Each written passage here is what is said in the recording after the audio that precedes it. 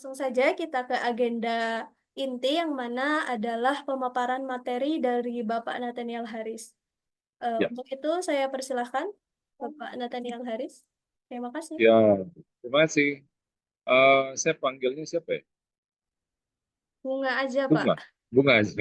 Iya, Oke, Pak. makasih ya Bunga. Nah, saya memang kemarin ini saya diberi tema adalah pentingnya sustainability di bisnis. Nah, ketika saya renungkan tentang hal ini, karena kebetulan kami sudah melakukan sustainability practice ini sejak cukup lama, sejak 2008 hingga saat ini. Jadi mungkin yang saya akan lakukan hari ini bukan memberi teori, tapi saya mau lebih berbagi eh, tentang apa sih peran dari sustainability ini sebagai katalisator buat perkembangan bisnis kita. Nah, tapi sebelum mulai, boleh nggak saya mau tahu dulu dari teman-teman yang ada di sini, memperkenalkan diri masing-masing dan bidangnya apa supaya kita kurang lebih supaya saya ketika nanti cerita nggak terlalu jauh berbeda dari yang bidang-bidang yang ada di dalam satu-satu boleh ya. Baik, mungkin dipersilahkan dari Mas, eh, sorry, maksud saya Bapak Hendardi. Mungkin memperkenalkan diri terlebih dahulu. Ya, selamat sore, Bapak Nathanael. Ya, Pak, saya sebagai praktisi dosen sekaligus mahasiswa juga di S2 Accounting.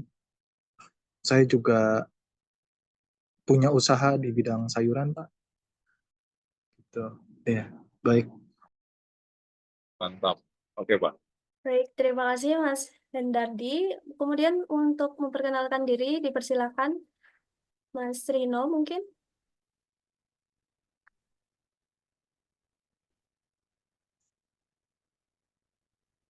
Halo, Bapak Rino, apakah terhubung?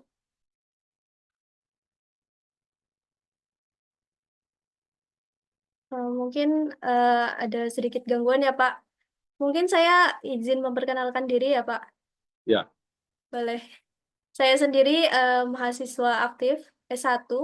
Sekarang saya oke. di semester 5 di juru pendidikan, di jurusan pendidikan. Oke. Saat ini saya Di- juga tertarik untuk mengembangkan bisnis, tapi belum terlaksana karena beberapa kendala. Seperti itu, Pak. Oke. Ada satu lagi Omang ya. Ya, Kak Komang Ya, mungkin bisa selamat sore, memperkenalkan diri. Bapak Nathanael. Salam kenal, Ya, sore. Pak. Saya Salam Komang. kenal. Saya asli Bali. Saat ini juga Oh, kebetulan masih mahasiswa juga, Pak. Sekaligus oke.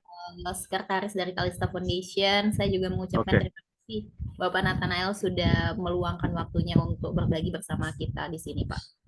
Ya, makasih. Oke. Salam kenal ya semuanya. Ya, oke. Mungkin saya mau cerita sedikit eh, tentang sustainability ini sendiri. Eh, Kenapa sih kita, alasannya kenapa kita melakukan sustainability? Saya lagi zoom nanti. Eh, Sorry keganggu sedikit. Jadi gini, kenapa sih kita melakukan sustainability? Eh, Karena kita setiap dari kita, ketika kita berbisnis, ketika kita melakukan sesuatu, pasti kita pengennya bisnis kita berkelanjutan dan langgeng, kemudian bisa semakin bertumbuh, semakin besar, dan diharapkan bisa menjadi legacy atau peninggalan bagi generasi berikutnya. Eh, Tapi sebelum sampai ke sana, apakah teman-teman setuju itu atau teman-teman, oh enggak, saya sih bisnis ya cuma ya ikut-ikut aja, ya cuma sedikit aja atau gimana?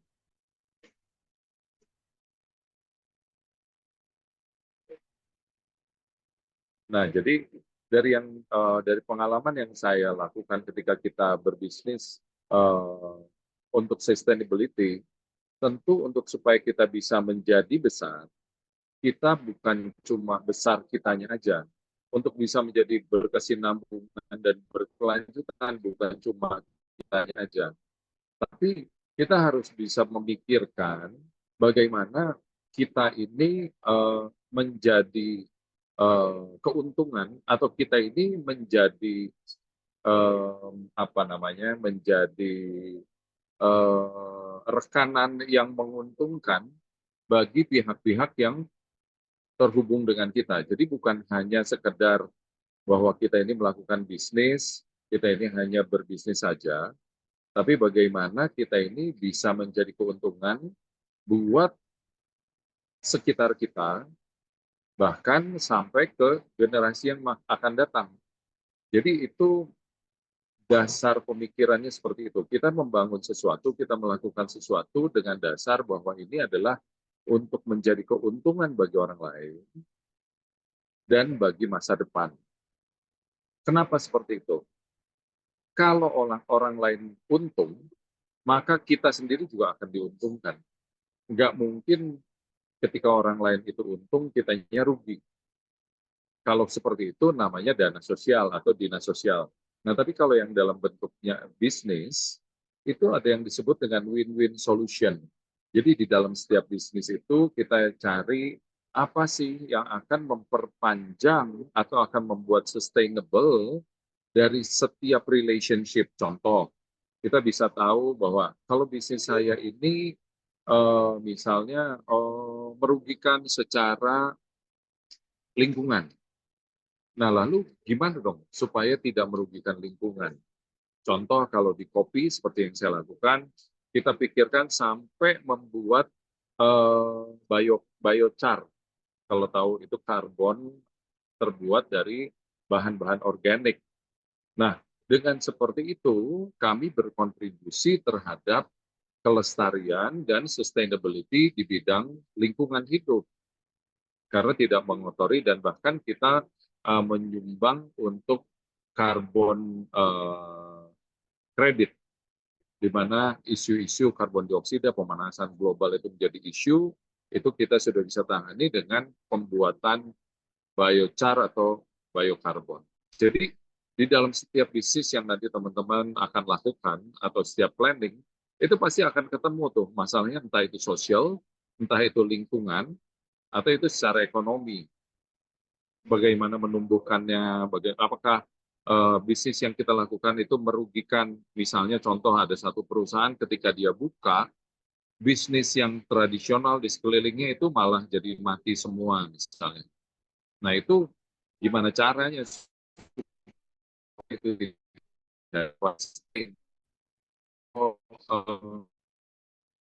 namanya kalau sekeliling yang hidup misalnya ya, teman-teman buka satu supermarket di satu daerah.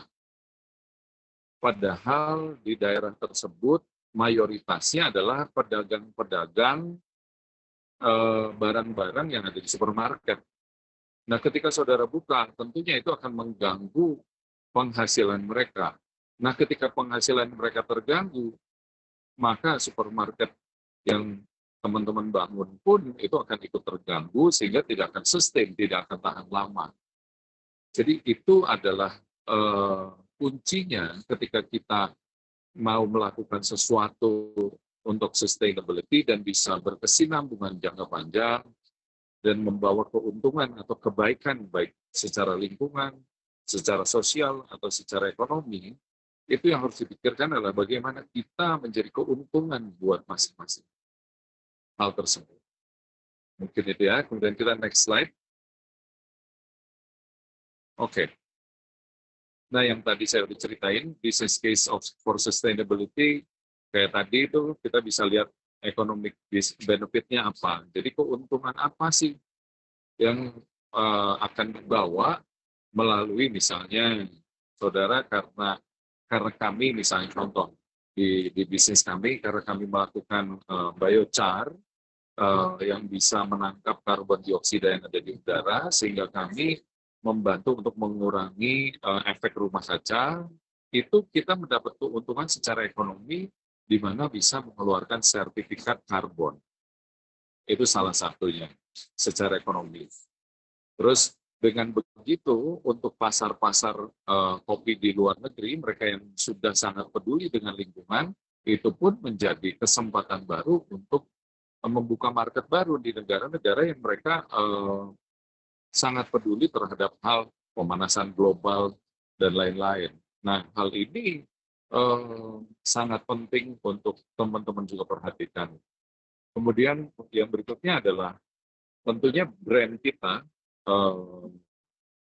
merek kita akan terangkat dengan menunjukkan bahwa kita ini perusahaan yang mempunyai tanggung jawab yang tidak hanya sekedar mencari keuntungan. Kemudian ada juga dari beberapa negara saat ini, terutama di Eropa, mereka ada namanya UDR, di mana mereka itu anti atau tidak akan membeli produk kehutanan atau perkebunan yang ditanam di lahan illegal logging atau pembukaan lahan yang tidak legal. Itu mereka akan sangat batasi dan mereka nggak mau beli itu.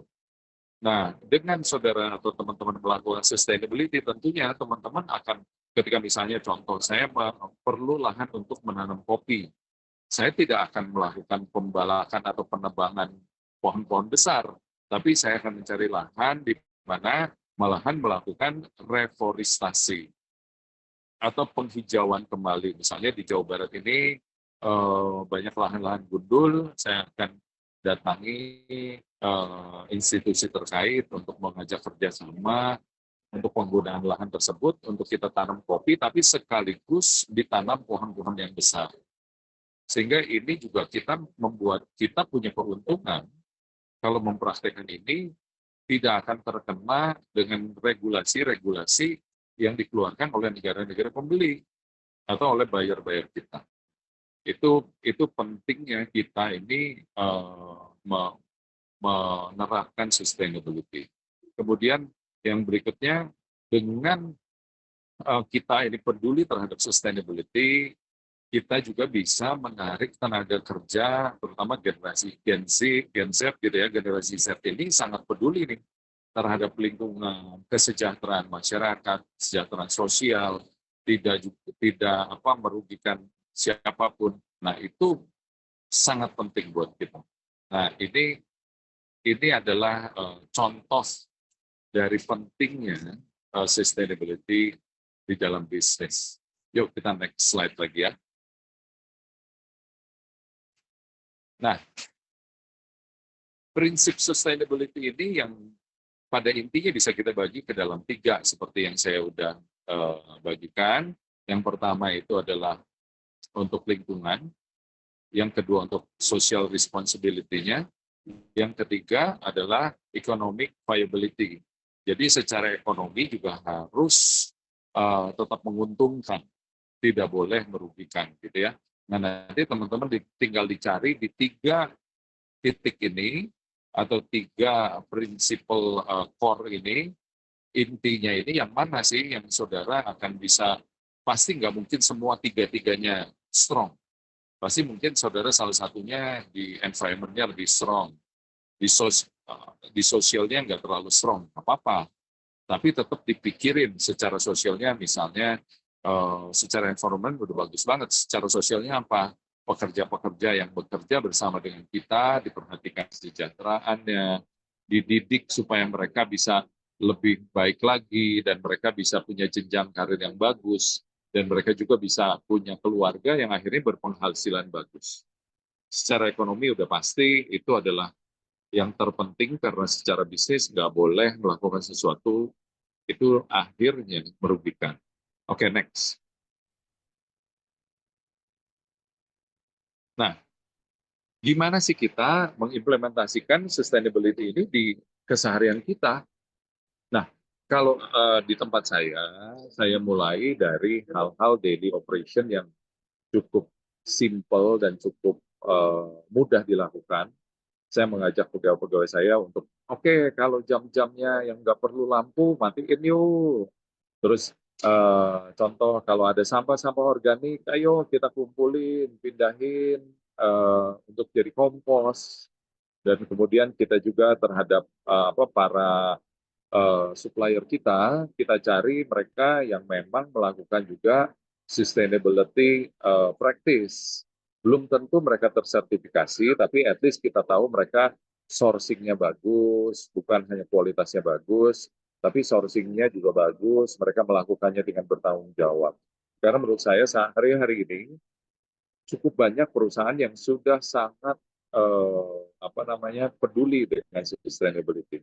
Kemudian yang berikutnya yang kita bisa lakukan yang tadi saya sudah cerita bagaimana kami ini mengembangkan sumber daya manusia yang ada di sekitar kami, di karyawan-karyawan, dan kami juga kebetulan di Vista Foundation di mana kami juga secara mandiri melakukan pelatihan buat anak-anak yatim yang mereka kebetulan kurang beruntung. Mereka nggak bisa sekolah, misalnya kasih mereka uang, tapi kasih pendidikan langsung. Mereka mau jadi apa? Mau jadi barista, mereka mau jadi bakery, mau jadi hairdresser, itu kita sekolahin mereka. Dan sampai hari ini kita sudah punya banyak lulusan yang dari yang kita sebut programnya kalau untuk kami yang seperti itu disebutnya One Cup One Smile. Menjual satu kopi, satu cangkir kopi, kita membawa satu senyuman di mana kita ada. Nah, itu sudah kita lakukan sejak 2008 dan hari ini ada beberapa lulusannya yang dulu mereka kerjanya ya hanya, mohon maaf, hanya sebagai cleaning service, tapi hari ini mereka udah bisa jadi manajer kafe di beberapa pulau, bahkan ada yang sampai sejauh di Papua sana. Mereka lulus dari kami, mereka udah kerja, dan mereka karena kami training, kami bekali mereka, hari ini mereka bisa jadi manajer. Padahal lulusannya cuma SD, mereka nggak punya ijazah juga. Tapi menurut saya dengan sustainability practice ini, kita bisa memberikan kesempatan buat banyak orang untuk mereka bisa berkembang. Kemudian kita juga melakukan community involvement. Jadi kayak yang tadi saya cerita, kita nggak datengin ke komunitas-komunitas di mana ada anak-anak yatim yang perlu dibantu dan itu kita ajak kerjasama. Itu kurang lebih yang kami lakukan. Bagaimana teman-teman juga bisa punya masing-masing punya cara pasti.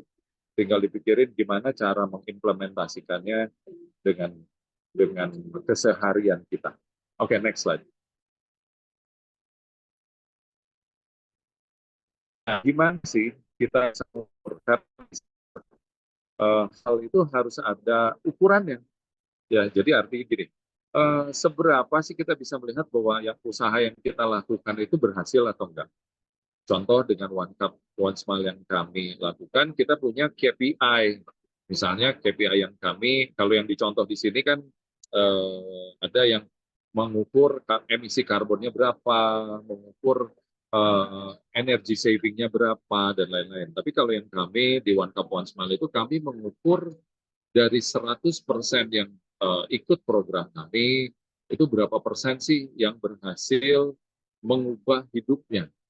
Yang tadinya mengubah hidup itu dalam arti ketika mereka sebelum ikut program kami, mereka kemungkinannya paling mentok ketika mereka dewasa, itu paling misalnya ya jadi office boy. Dan ketika jadi office boy, paling ujung-ujungnya misalnya jadi Gojek.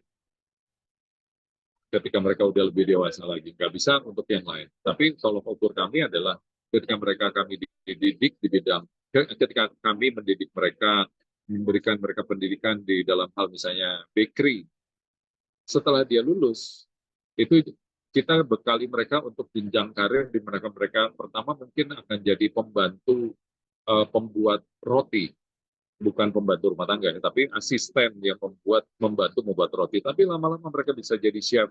Dan kalau mereka punya entrepreneurship, diharapkan mereka bisa jadi punya toko roti sendiri. Atau seperti tadi, yang tadinya dia hanya office boy, akhirnya hari ini dia bisa jadi manajer di kafe-kafe. Gitu ya. Itu yang pertama. Yang kedua, kita harus juga mempunyai laporan yang transparan. Jadi kita harus mempublish ke orang-orang supaya mereka tahu program yang kita lakukan ini, oh iya ya. Dan itu akan meningkatkan customer engagement antara customer kita dengan kita. Karena mereka akan tahu, oh iya ya, kalau ngopi di Morning Glory itu membawa kebaikan bagi banyak orang. Itu inti dari sustainability salah satunya. Kemudian setelah itu kita juga mempunyai, kalau kita mau kaitkan dengan marketing, itu juga jadi marketing selling point. Oke, ya next. Nah ini tadi saya udah bagikan ya contoh yang kami sendiri alami dan itu senang banget ngelihat orang-orang itu hidupnya berubah yang mereka tadinya nggak punya masa depan, akhirnya mereka punya masa depan dan bahkan beberapa udah berhasil, mereka punya rumah sendiri, mereka punya kendaraan pribadi dan membangun keluarga yang baik. Itu sangat membahagiakan. Next. Oke, di setiap hal yang kita lakukan pasti akan ada tantangannya, akan ada kesulitannya. Nah, contoh kayak gimana sih? Ya kami pernah ngalamin sih ketika kami ada anak jalanan yang dipekerjakan di kafe. Anaknya cukup talented dan dia cukup cepat bisa walaupun badannya penuh tato dan kupingnya itu dibolongin yang gede banget tuh. Tapi kita nggak melihat itunya, kita cuma melihat kamu mau berubah nggak hidup kamu daripada kamu di jalan. Ini kita kasih kesempatan dan akhirnya kita didik selama 3 bulan untuk jadi barista dan akhirnya dia bisa jadi barista. Kami pekerjakan dia. Nah, tapi waktu itu kendalanya adalah waktu itu juga saya cukup kaget dan belum siap sebetulnya karena untuk mengubah kebiasaan orang hidup di jalanan, di mana ketika mereka pegang uang, mereka akan habiskan untuk hal-hal yang hedon. Jadi ini anak juga sama, dia belum lepas dari situ, sehingga ketika dia pegang uang gaji yang cukup besar, dia malah jadi mabuk-mabukan. Dan ketika mabuk-mabukan, akhirnya dia berantem sama teman-temannya. Ketika berantem, dia mau tusuk orang itu. Karena dia bisa di jalan. Jadi ketika melakukan ini, kita harus sangat hati-hati dan sangat cermat untuk melihat potensi-potensi masalah yang akan timbul. Dan kita harus sudah siapin solusinya. Nah, makanya kita, kalau di kami, hari-hari ini kami nggak sembarangan begitu kita ambil, kemudian kita didik. Enggak, tapi kita benerin dulu, kita benahin dulu karakternya. Ketika karakternya berubah, mereka udah lebih siap, kita ajarin gimana sih cara manage keuangan, gimana caranya memanage untuk supaya nggak hedon, gimana menahan keinginan. Nah itu tuh kita ajarin juga, baru ketika seperti itu bisa lebih baik. Ya, jadi harus harus mulai dengan kecil, kemudian dan harus ada hasil yang jelas. Oke, gitu ya. Oke, next. Ini hari ini saya akan cepat aja supaya bisa lebih banyak tanya jawab ya. Nah, ayo untuk yang bisnis, untuk para teman-teman yang masih kerja atau bahkan para pelajar yang masih kuliah, ayo mulai deh pikirin langkah sustainable apa yang masing-masing kita bisa peran, bisa berikan peran. Misalnya sebagai mahasiswa, oh saya kan belum berpenghasilan, saya belum bisa kasih uang, nggak apa-apa. Tapi at least kita bisa bagikan knowledge, kita bisa bagikan skill, dan itu pun percaya deh, kalau saudara udah mulai bagikan dan menjadi keuntungan, kita nggak akan pernah rugi. Nah itu yang saya mau bagiin. Saya pengen kita lebih interaktif, dan sekarang silakan kalau mau tanya jawab untuk sisa waktu yang ada, kita tanya jawab aja.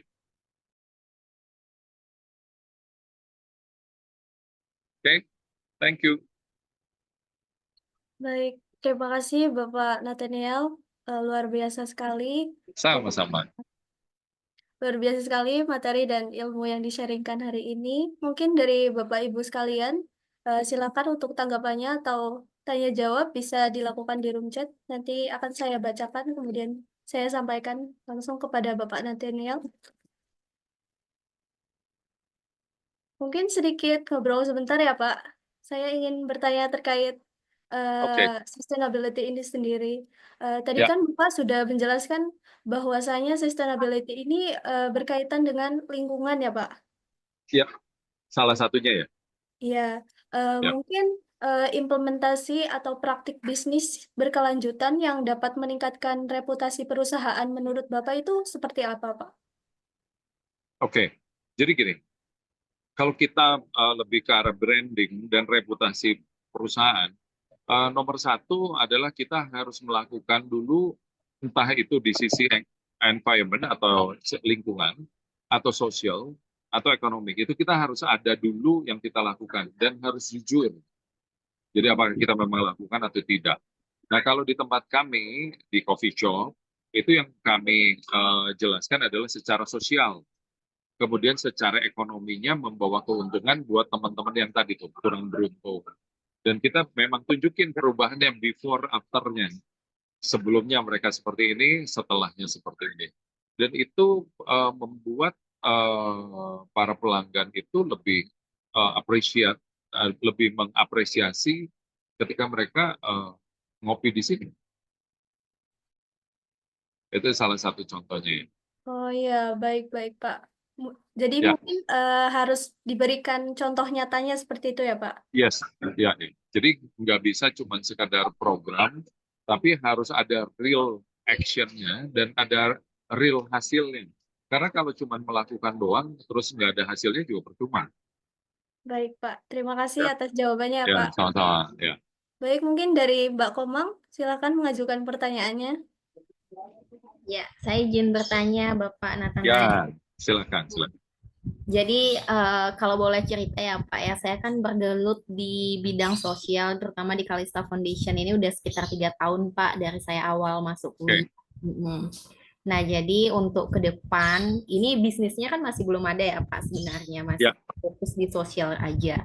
Mungkin oke. saya ingin sudut pandang dari Bapak, sebaiknya dari sosial ini saya memikirkan bisnis atau mungkin terpisah, saya fokus ke bisnis dulu, baru nanti dikolaborasikan dengan Kalista. Menurut Bapak bagaimana Pak? Mungkin saya butuh sudut pandang juga Pak. Ya, kalau boleh tahu Kalista ini bentuknya yayasan atau apa? Dia yayasan Pak. Udah Dia jadi yayasannya. fokus ke anak muda Pak. Oke, good. Menurut saya gini, yayasan ini boleh nanti mempunyai unit-unit bisnis. Mm-mm. Jadi dengan apalagi dengan uh, apa force yang dipunya adalah anak-anak muda, itu kan mereka sangat punya potensi-potensi yang berbeda-beda tuh. Jadi Iya. pengalaman saya memang di kita juga nanganin yang paling muda yang ada kita tanganin adalah anak umur 16. Dia bermasalah karena dibully sama teman-temannya. Dia itu suicidal, dia udah mau bunuh diri, sempat mau loncat, bayangin anak umur 16. Secara ekonomi memang cukup sulit. Nah itu salah satu yang kita tanganin, kita pikirin kamu nih senangnya apa sih? Nah kebetulan anaknya senangnya bikin kue. Oke, kamu senangnya bikin kue apa? Pokoknya anything kue, dia bilang. Oke, kalau gitu mau nggak Mm-mm. belajar kue? Nah, jadi kita arahkan ke sana. Nah, ketika seperti itu, awalnya memang belum belum jadi uang, malahan kita memang keluar uang. Tapi setelah itu dibangun bisnisnya. Jadi ini kita lagi rancangkan dari awal waktu dia bilang kue, kita udah pikirin, oh kue ini kita bisa jual sebagai oleh-oleh Bandung, salah satunya gitu. Itu contoh Mm-mm. realnya kayak gitu tuh. Nah, sekarang ini lagi dalam tahap mendesain packaging, box packagingnya bagaimana, nanti harganya gimana, bagaimana promosinya. Mereka lagi bikin TikTok sama IG-nya. Jadi memang dikemas secara komprehensif. Nah, menurut saya bisa dua-duanya sekaligus berjalan bersamaan nih, Omang. Jadi dilihat Mm-mm. aja potensi dari teman-teman atau binaannya, itu potensinya pada kemana sih?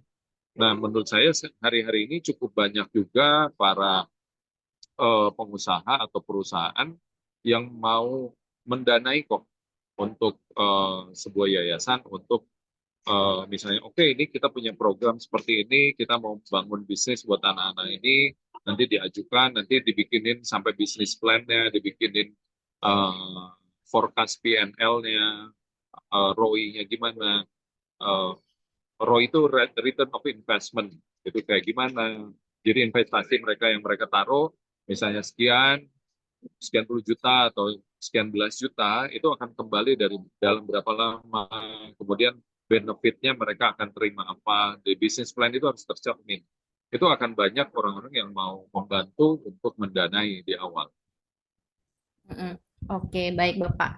Nah, Mungkin di Kalista juga ada sedikit hubungan Pak dengan apa yang Bapak sampaikan tadi. Kebetulan ya, kami itu fokus di human trafficking Pak. Jadi oh buat oke. di Bali kan biasanya tuh kerja banyak di sektor pariwisata ya Pak. Jadi Mm-mm. karena mereka terlalu tergiur dengan uang banyak, karena banyak ada Mm. bule, sehingga mereka Mm-mm. eh, tidak melanjutkan pendidikannya. Bahkan SMP udah langsung kerja ke bule atau enggak SMA udah langsung kerja ke bule. Nah setelah mereka kerja itu lingkungannya nggak bagus Pak. Ada yang Oh, istilahnya kayak menjual dirinya demi dapat uang banyak ke bule mm. dan lain sebagainya. Kasusnya Mm. motifnya kurang lebih kayak gitu. Nah, itu Oke. sebenarnya yang ingin kami edukasi sebelum nanti mengarah ke bisnis. Cuma ya memang sejauh ini kendala kami itu sih Pak untuk menjangkau pendanaan-pendanaan itu sehingga kami bisa berjalan itu sih Pak. Oke. Nah, kalau ini pengalaman saya ya, kalau kita bekerja dengan yang udah terlanjur di apa ya, kita bisa bilang bahwa di PSK lah ya, Mm-mm. itu nggak mudah karena uang yang mereka dapat itu besar sekali. Iya Jadi benar. untuk membangun sebuah bisnis yang bisa menggantikan itu sangat sulit.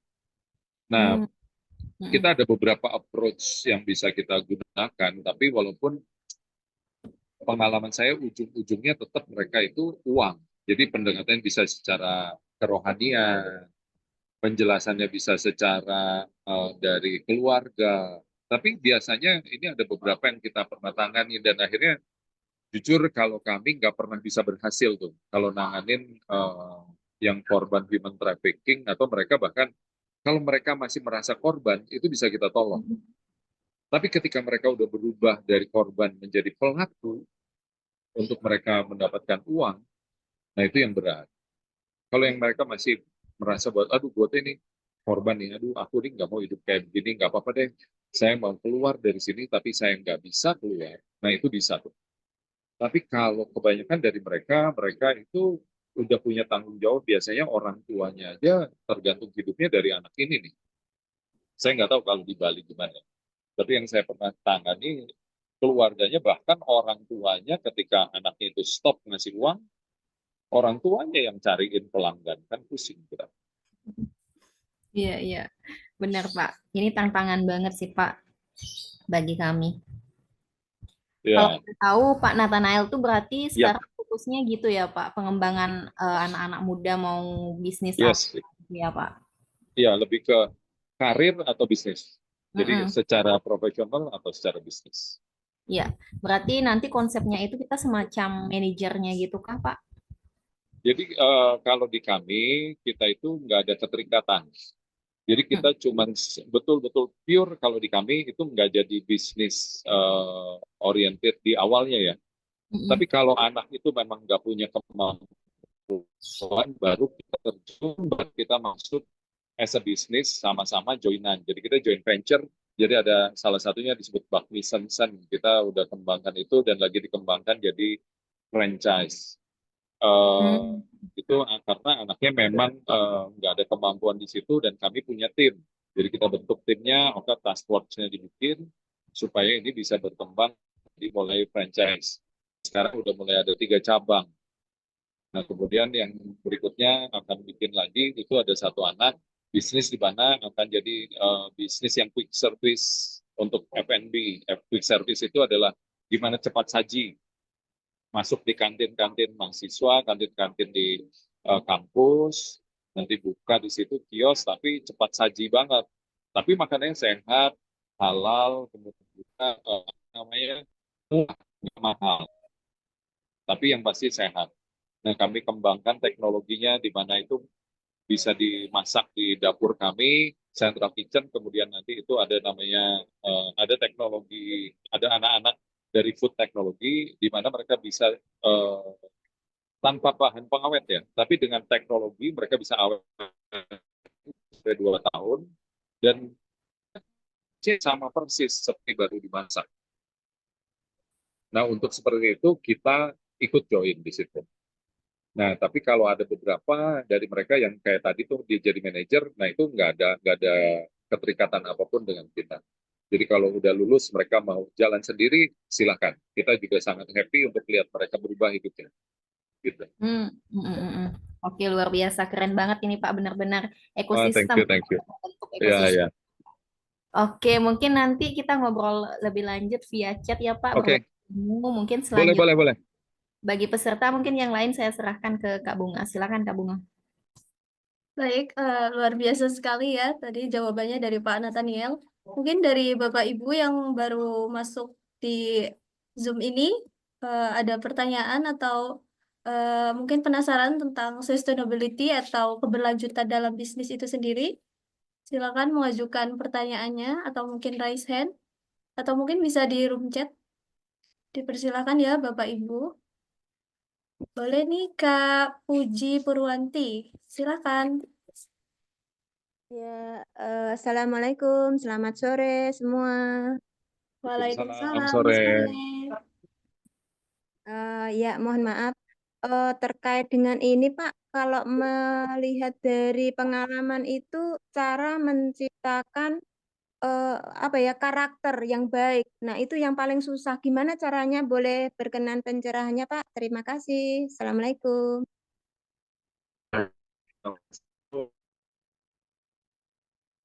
Satu aja ya, satu pertanyaan saya jawab ya supaya nggak numpuk ya. Oke, jadi gini, itu nomor satu adalah keluarga sendiri.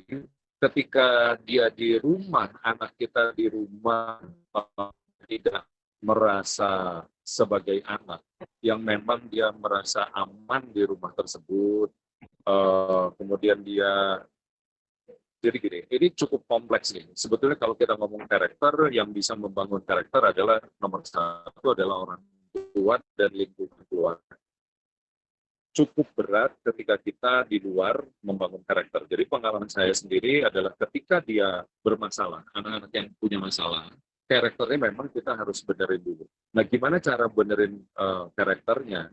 Adalah mau nggak mau, kita harus berbesar hati untuk menjadi seolah-olah sebagai orang tua. Mereka harus curhat apapun ke kita, mereka harus bisa terbuka terhadap kita apapun, bahkan sampai kebutuhannya mereka kurang pun mereka berani ngomong sama kita. Walaupun belum tentu kita bisa penuhin, tapi at least kita akan bisa, oke, saya coba cariin solusinya. Contoh kayak satu anak yang tadi saya bilang umur 16, dia udah mau bunuh diri. Nah, ketika dia mau bunuh diri seperti itu, dia kan punya kemarahan yang sangat besar terhadap orang tuanya sebetulnya. Dia sangat marah sama orang tuanya karena dia merasa tidak dihargai di rumah, dia merasa kenapa teman-teman saya ini bisa beli segala macam, sementara saya nggak bisa beli, jadi sangat sulit. Kemudian di rumah juga mamanya terus orang tuanya nggak punya dasar nilai yang disampaikan, dan mau nggak mau kita harus beri nilai yang memang baik, yang karakter-karakter baik, dan kita bisa lihat bahwa di keseharian kita pun kita melakukan nilai-nilai tersebut.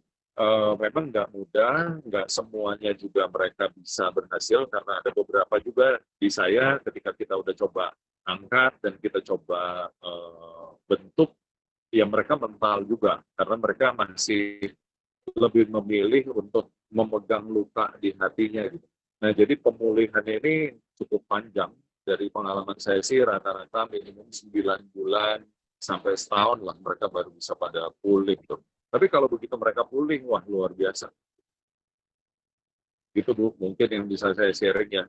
Jadi mungkin kalau Ibu ada beberapa yang mau ada terbeban untuk Ibu berubah karakternya, mungkin Ibu yang harus bisa menjadi ibu bagi mereka.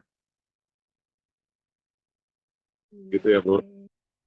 Ya, ya, berarti kalau kayak gitu kita yang harus punya jiwa yang besar ya Pak, Oh sangat selalu Bu. mengatur. Iya, Iya Bu, nggak gampang. Nggak mudah. karena Sementara saya, kehidupan kita, iya Bu. iya, berpikirnya saya itu saya tidak ingin menjadi orang tua yang membimbing itu bawel, terkenal bawel orang apa ya, lewat gitu Pak, supaya Iya, iya dia Bu. itu bisa mengerti. Tapi kalau nggak dicerewetin kok kayaknya nggak ngerti gitu. Jadi cara building karakter nih seperti apa nih Nah, kayak gitu. oh Iya, iya. ini buat anak Ibu sendiri atau untuk orang lain Ibu?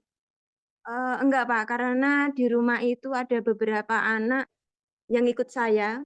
Oh, Cuma mereka kan dari kecil itu kan ya memang ikut saya itu setelah lulus SMA kayak gitu-gitu. Terus oke. karena melihat saya itu gini-gini jadinya ingin. Cuma saya, wah ini kok agak ini ya, ini agak ini ya. Oh iya Bu, itu nggak mudah.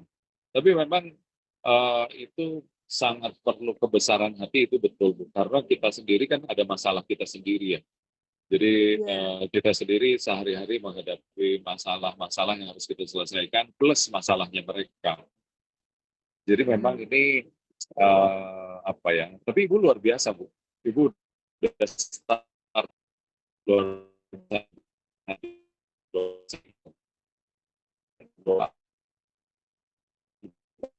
Ya, ya gitu Pak. Tuh, Karena yang visi kasih dan saya pengen menciptakan seorang itu bisa mandiri dan sukses sampai di situ dulu kalau saya gitu.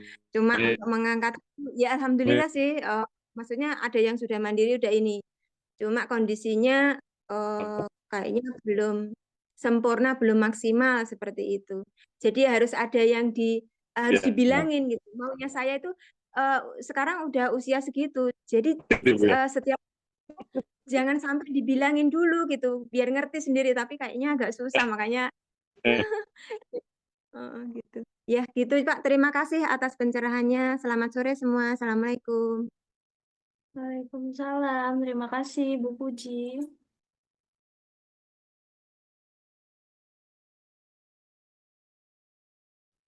Aduh, sorry kepupuk ya kayaknya Bu. Ya. Ya, jadi mau nggak mau harus kita aja ya Pak.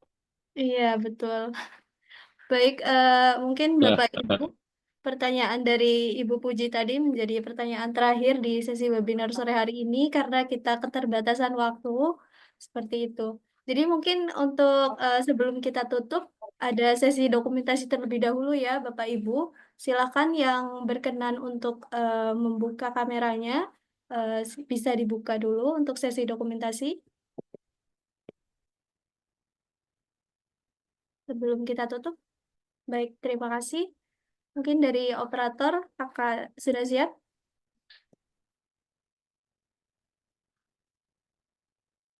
Baik, Baik, satu. saya izin pandu ya Bapak dan Ibu sekalian. Tangannya bisa melambangkan huruf C sebagai simbol dari Kalista Foundation ya. Baik, mohon izin Bapak dan Ibu, dokumentasi akan saya pandu dalam hitungan 1, 2, 3.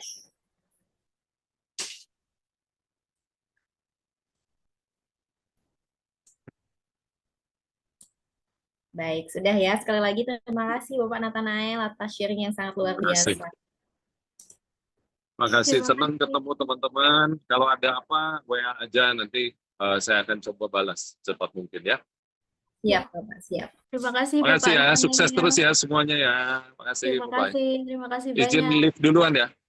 Siap Pak, Ya, terima kasih. makasih. Bagi Bapak Ibu, jangan lupa untuk mengisi link absensi ya, untuk e-sertifikat nanti. Mungkin cukup dari saya sebagai MC pada webinar sore hari ini. Terima kasih atas perhatian dan partisipasinya. Saya ucapkan terima kasih. Eh, Mohon maaf apabila banyak kekurangan. Saya pamit undur diri. Wassalamualaikum warahmatullahi wabarakatuh.